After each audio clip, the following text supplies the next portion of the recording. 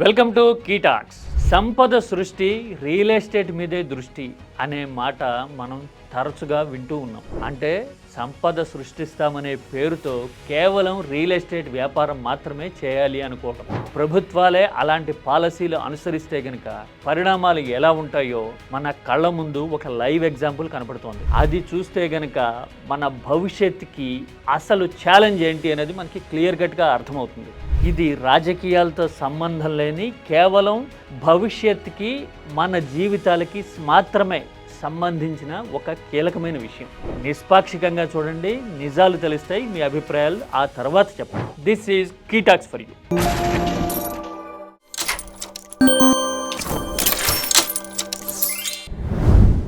ప్రభుత్వాలు real estate వ్యాపారంలోకి దిగి భూముల కన్వర్షన్ చేస్తూ వాటితో రియల్ ఎస్టేట్ వ్యాపారం చేస్తూ ఘోస్ట్ సిటీలు నిర్మిస్తే గనక భవిష్యత్ కాన్సిక్వెన్సెస్ ఎలా ఉండొచ్చు అనేది చైనాలో కళ్ళ ముందు కనబడుతోంది. SEZ లాంటి ఆర్థిక విధానాలు ఇండియా కంటే ఒక 30 ఏళ్ళు ముందుగానే తెచ్చి చాలా విషయాల్లో మనకంటే ఫార్వర్డ్ థింకింగ్తో ఉన్నట్టు చైనా కనిపించిన సందర్భాలు చాలానే ఉంటాయి. అది మంచి కావచ్చు, చెడు కావచ్చు. ఘోస్ట్ సిటీల విషయంలో కూడా అదే జరుగుతోంది. అసలు చైనా ఘోస్ట్ సిటీలు ఎందుకు కట్టింది? సంపద సృష్టి పేరుతో చేసిన అటెంప్ట్ ఎలా రిగ్రెసివ్ పరిణామాలకి కారణమైంది? ఒక 20 ఏళ్ల నాడు 14-15% గ్రోత్ రేటును చూపించి చైనా ఆశ్చర్యపరిచింది ప్రపంచాన్ని. అంత గ్రోత్ రేట్ ఎలా సాధ్యమైంది అని చూస్తే చైనా రియాలిటీ మీద డిపెండ్ అయిన తీరు మనకి అర్థమవుతుంది.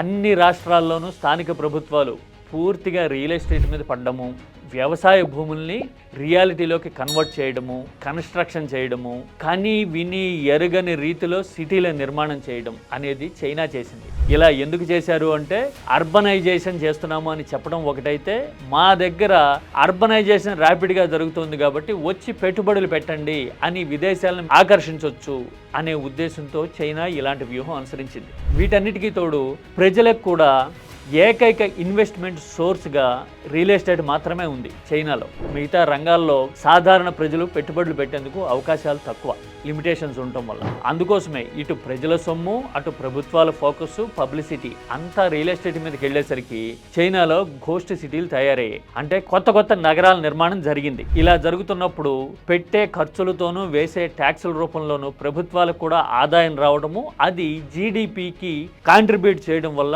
గ్రోత్ రేట్ పెరిగినట్టుగా ఒక దశలో అనిపించింది. ఆ తర్వాతే అసలు కథ మొదలైంది. నగరాల నిర్మాణం జరిగిపోయింది, అనుకున్న స్థాయిలో పెట్టుబడులు రాలా, ఆర్థిక రంగం డీలా పడింది, ఉన్న రిసోర్స్ అంతా స్టాగ్నేషన్కి వచ్చేసింది. ఇలాంటి పరిస్థితుల వల్ల ఇక చేసేదేమీ లేకపోయేసరికి గ్రోత్ రేట్ అమాంతం పడిపోవటం మొదలైంది. అందుకోసమే ఒక 5-6 ఏళ్ల కిందట చూస్తే చైనా గ్రోత్ రేటు 3-4% కూడా పడిపోయింది. ఎందుకు అంటే only because of over dependence on real estate. ఒక దశలో చైనాలో స్థానిక ప్రభుత్వాలకి 40% ఆదాయం ఈ ఘోస్ట్ సిటీల నిర్మాణము, రియల్ ఎస్టేట్ వ్యాపారం నుంచే వచ్చేది. అంటే అసలు ఎంత ఉధృతంగా పరిస్థితి ఉండేదో అర్థం చేసుకోవచ్చు. ఇలాంటి రిగ్రెసివ్ విధానాల వల్ల సంపద సృష్టి అంటే కేవలం రియల్ ఎస్టేట్ వ్యాపారం అని అనుకోవడం వల్ల, పెట్టుబడులను ఆకర్షించడంలో వైఫల్యం వల్ల, పారిశ్రామికవేత్తలు ఆసక్తి చూపకపోవడం వల్ల చైనా ఆర్థిక వ్యవస్థ ఉక్కిరి బిక్కిరయ్యే పరిస్థితి వచ్చేసింది.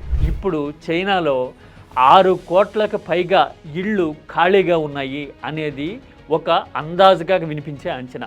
ఆ తర్వాత ఒక 50-60 నగరాలు ఘోస్ట్ సిటీలుగా జనసంచారం లేక ఆకాశాన్ని తాకేంత ఎత్తు బిల్డింగులతో ఖాళీగా పడున్నాయి అనేది కళ్ళ ముందు కనిపిస్తున్న వాస్తవం. అంటే గ్రోత్ అంటే కేవలం రియల్ ఎస్టేట్ మాత్రమే అనుకుంటే కనుక పరిణామాలు ఇలా ఉంటాయి. దీనికి భిన్నంగా గ్రోత్ అంటే పెట్టుబడులను ఆకర్షించడము, కెపాసిటీ బిల్డింగ్ చేయడము, ప్రోగ్రెసివ్ పాలసీలు తీసుకురావడము అని ఆలోచించి ఉన్నట్టయితే గనక చైనా గ్రోత్ స్టోరీ అనేది వేరే రకంగా ఉండేది. ఈ ఘోస్ట్ సిటీలు అనేవి ఎగ్జిస్టెన్స్లోకి రాకపోయేవేమో బహుశా. మరి ఈ చైనా ఎగ్జాంపుల్ కళ్ళ ముందు కనిపిస్తున్నప్పుడు రియాలిటీ మీద భూముల వాల్యూలు పెంచి ఆదాయాన్ని రాబట్టుకోవాలి అనే లక్ష్యంతో పనిచేసే వాళ్ళు ఆలోచించాల్సిన, అర్థం చేసుకోవాల్సిన విషయం ఏంటి? చైనా ఫేస్ చేస్తున్న ఘోస్ట్ సిటీ ఎక్స్పీరియన్స్ మన వరకు రాకుండా ఉండాలంటే ఎలాంటి పాలసీలు ఉంటే బెటర్ అంటారు? Please do share your opinion. This is కీటాక్స్.